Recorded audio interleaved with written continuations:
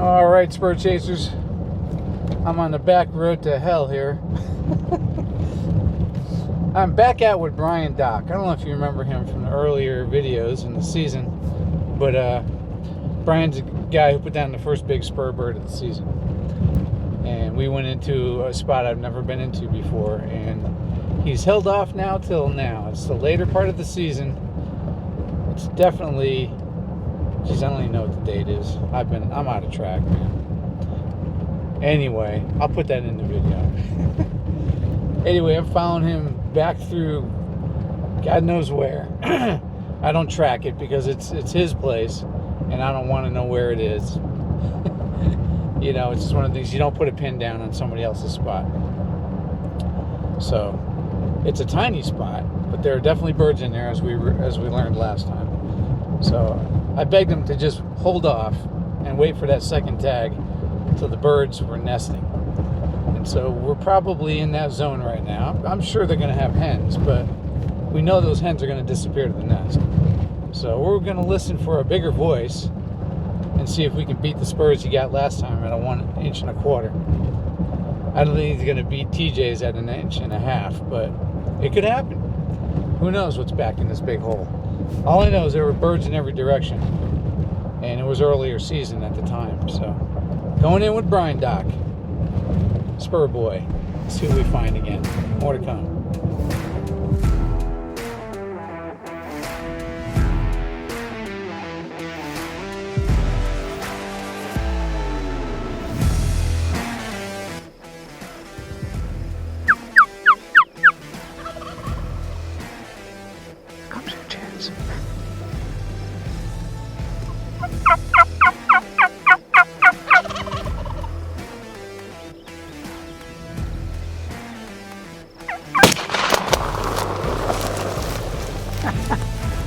Yes!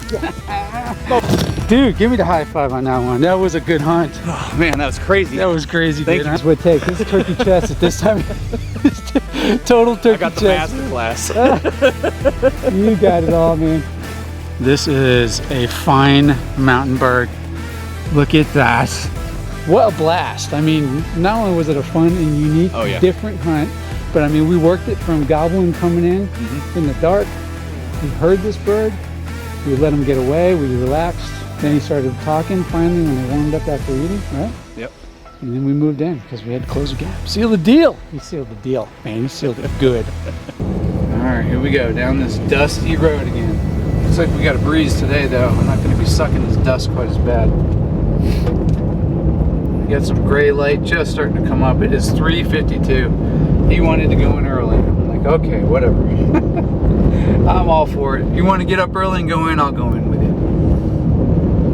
Not the most, I'm not big on going in super early this time of the season because really, you can hold off. But this is kind of an exposed area, so it probably is good to get in there. I know we're going to freeze our butts off initially, but it's actually not that bad. It's 48 degrees, so more to come. Alright, still getting there in the dirty, dusty road. Man, this is really the middle of nowhere. Not so much your mountain roads, but following people down stuff like this is just horrible because you can't see anything half the time. Probably be okay down there though, huh? Right. Yeah, once we drop down into Brought your gun this time, right? Yeah. Okay. Yeah, once we drop down, shouldn't be any wind. Shouldn't be so bad, yeah. All right. You ready to go? Yep. Bryan's back. Gonna put down some more spurs today. That's the goal, right? Yep. Let's see what we can find. What were you saying? Oh, back in South Dakota, about 10 years ago, EHD hit pretty hard, and we were finding a bunch of dead deer around. Oh, really? During bow season. And I was walking through some real thick brush, kind of down by a small creek, and I turned the corner in the deer trail in the thick brush, and there was a badger hole that they had dug right like in between the legs of a dead buck. Nice. And he was eating out the rib cage and whatever's the dead buck. That's bizarre. And The badger came out of the hole at me. Oh, jeez. Badgers are nasty. Yeah. Gotta love this background, folks. It is beautiful out here. Definitely one of the more unique places. Not loaded with pine trees yet.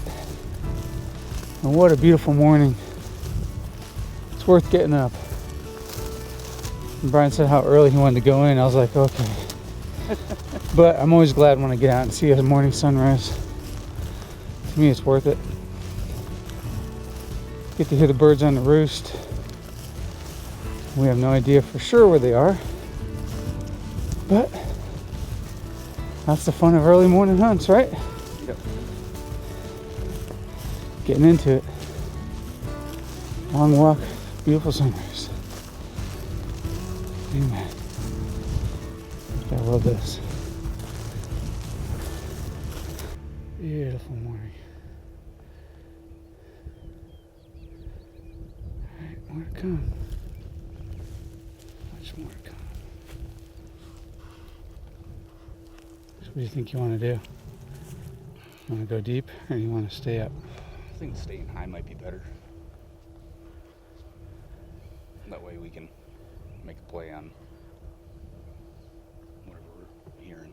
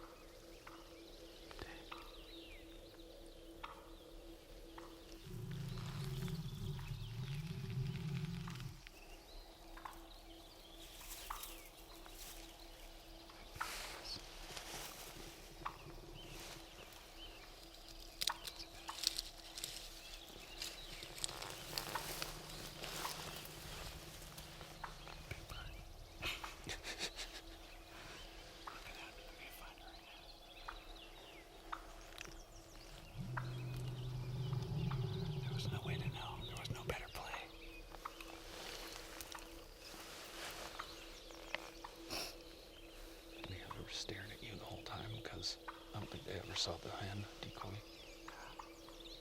It went out. They came down looking for us. It was flying down the mountain. Way down. They're all taking off out here. Well, that didn't work out too good. Unfortunately, they went right around behind us and got busted. And he had no shot. 3 trees in the way. Then went back around, flew across, so I'm gonna give them some time, see if they light back up. on their own.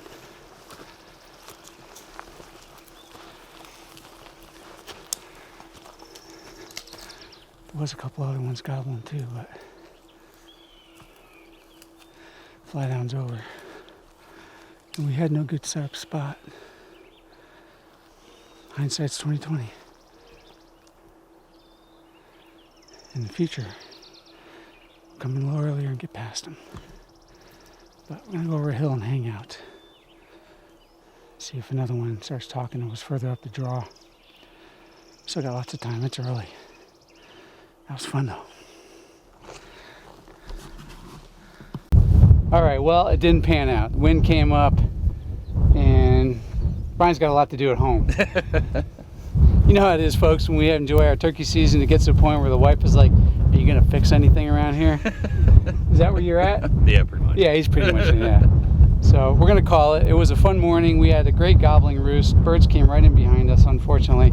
They could have come in any other direction and he'd have killed them. Yep. And so you got a 20 gauge, and we're not sure what choke is. You think it's a...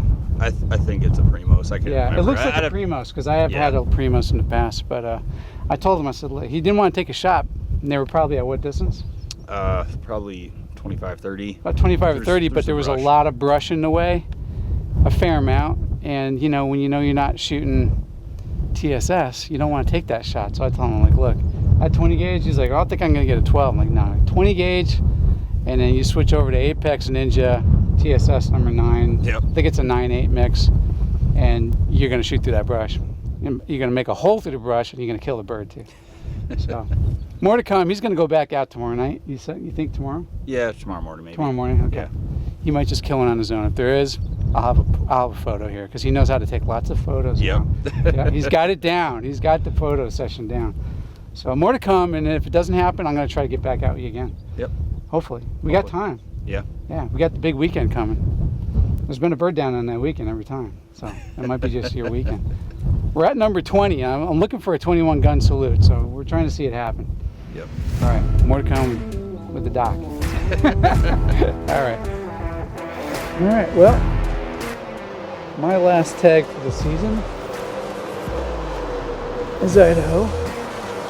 The weather has gone downhill desperately. I should say drastically anyway. Going in on a small piece of public, and this would be number 21 for a first ever personal best of a 21 gun salute. That's what I like to call it.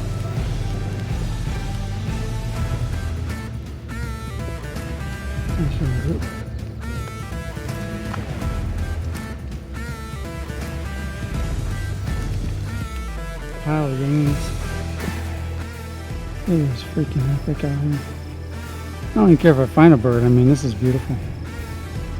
This might be one of the years I just eat a tag because I've been so busy having fun taking other people out, so who cares? I mean, look at this. Gorgeous. Gotta love Idaho.